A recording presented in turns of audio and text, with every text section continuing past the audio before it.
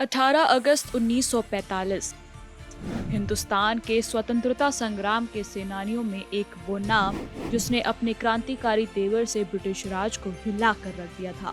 एक ऐसे शख्स जिनकी मौत की गुत्थी अब तक सुलझी ही नहीं, नेताजी सुभाष चंद्र बोस। कहा जाता है कि उनकी मौत 18 अगस्त के दिन हवाई जहाज क्रैश में हुई जो बेहद ओवरलोडेड था और वो जापान शासित फोर्मोसा जो अब ताइवान है वहां जा गिरी थी। एक और कहानी ये बनी कि प्लेन क्रैश में उनकी मौत हो गई, तो दूसरी ओर ये कहानी है कि प्लेन क्रैश होने के बाद ग्राउंड स्टाफ ने देखा था कि दो लोग भागते आ रहे हैं और एक आदमी पूरी तरह जल गया है। वो नेताजी थे। स्टाफ ने देखा था कि नेताजी को 3rd डिग्री बर्न्स आए। वहीं एक इतिहासकार जॉयस चैंपमैन के मुताबिक नेताजी को अस्पताल पहुंचाने के लिए ट्रक का इस्तेमाल किया गया था। तानेयोशी ओशिमी नाम के डॉक्टर ने दोपहर के 3 बजे नेताजी का ट्रीटमेंट शुरू किया था। उनके मुताबिक नेताजी कोमा में चले गए और रात में 9 से 10 के बीच उनकी मौत हो गई थी। वहीं 20 अगस्त 1945 को नेताजी के शरीर को ताइकोहू क्रेमेटोरियम में दफना दिया गया था। वहीं जापानी अफसर लेफ्टिनेंट तत्सुओ हायाशिदा ने 7 सितंबर को टोक्यो इंडिपेंडेंस लीग के प्रमुख रामामूर्ति को नेताजी की अस्थियां दी थी और फिर 14 सितंबर को नेताजी के सम्मान में मेमोरियल सर्विस रखा गया था और उनकी अस्थियां रेंकोजी टेम्पल में रख दी गई थी। ऐसे ही कई खबरें नेताजी के मौत को लेकर आई, लेकिन फिर भी उनकी मौत रहस्य ही बनी हुई है। इसके साथ ही उन्हें लेकर कई कॉन्स्पिरेसी थ्योरीज भी हैं जिन्हें आपको जानना चाहिए।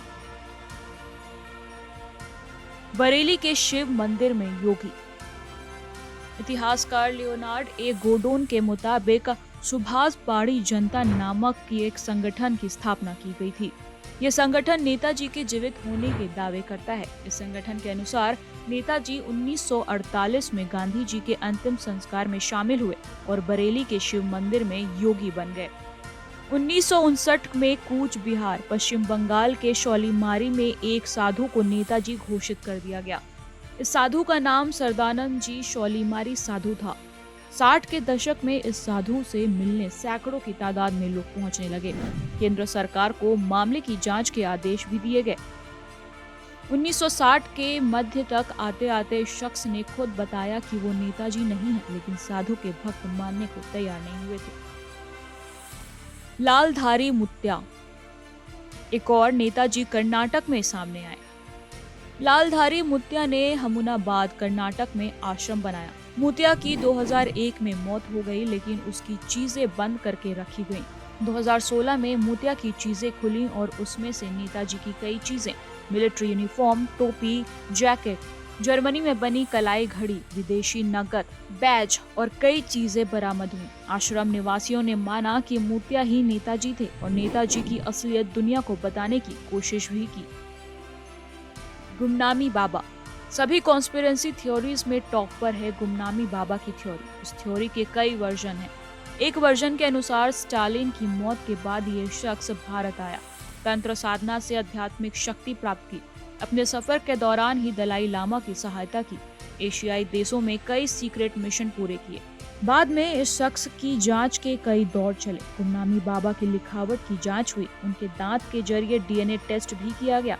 बाद में गुमनामी बाबा थ्योरी को भी निराधार बताया गया। नेताजी की मृत्यु से जुड़ी थ्योरीज पर सरकार ने भी 10 बार जांच करवाया और आखिर में ये घोषित किया गया कि उनकी मौत 18 अगस्त 1945 को ही हुई थी।